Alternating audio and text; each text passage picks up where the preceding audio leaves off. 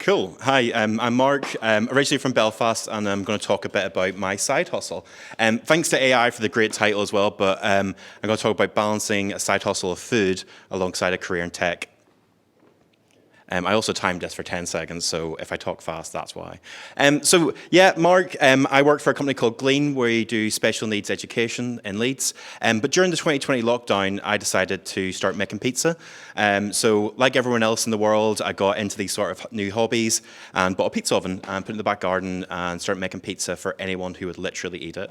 And to be honest with you, one of the first things that I kind of discovered when I was doing this was there's a lot of people out there who are doing this kind of thing, and they're all building these amazing brands on Instagram of how they make pizza and get people to want to have that product.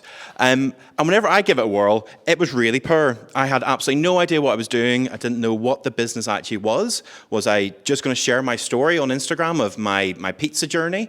Or was I actually wanting to sell this stuff to people who give me their money? And thankfully, the kind of opportunity just arose one day. A bar in my local village said to me, "Hey, we've got nothing planned for Mother's Day. Do you fancy popping up?"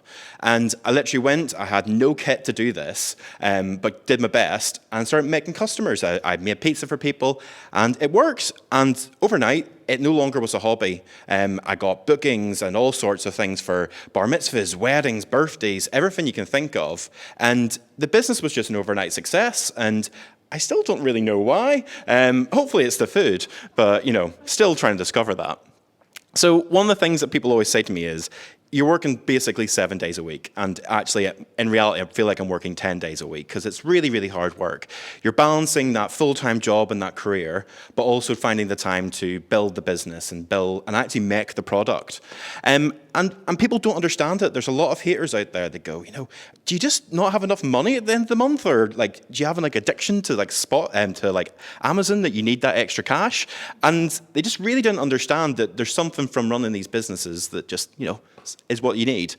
And it works great because I work in tech, and literally my day job is building, things for computers like websites and branding stuff. So getting a website, done that in my sleep, no problem. Getting a brand going, done that in my sleep, no problem. A lot of people in the food world would pay a lot of money for that.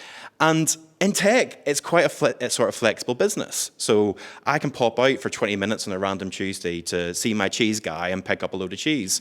Or, also, whenever your manager says, "Do you know any bars or restaurants that we can go to for a social?" I was like, "I know pretty much everyone in Leeds who owns a bar, so no problem."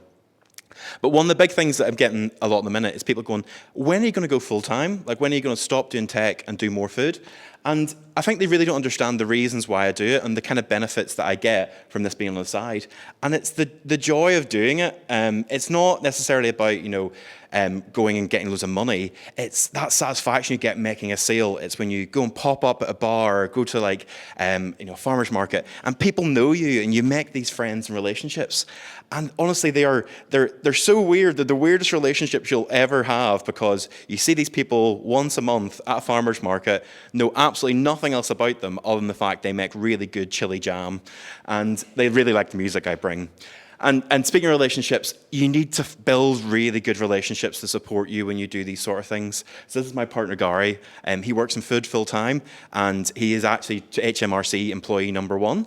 But he also really grounds me and says, "You're committing yourself too much. You're doing far too much." And the same from a friend, Kath. She pushed me into doing this really early doors. She's done food pop-ups for years and says, this is it. This is your thing. You should go do this. And there's a lot of benefits for people who do help me, like free beer whenever you do beer pop-ups. So what am I not doing yet? Much to the dismay of the people in my team, I've not wired up my pizza ovens to give me metrics on how fast they're cooking pizzas. And I've also not automated my dough mixer, so I'm still getting up at 6 a.m. to turn that thing on. But sort of things I'm thinking a minute is, how do I keep growing? I want the business to keep going, but how do I step away? Because it's got to that point where I'm working full-time, doing this on the side. I did 85 pop-ups last year. How do I keep this going without me there? And also continue my growth in tech, because I want to keep that career going. Big lesson learned. Running a pizza pop-up out the back of an Audi TT is not realistic.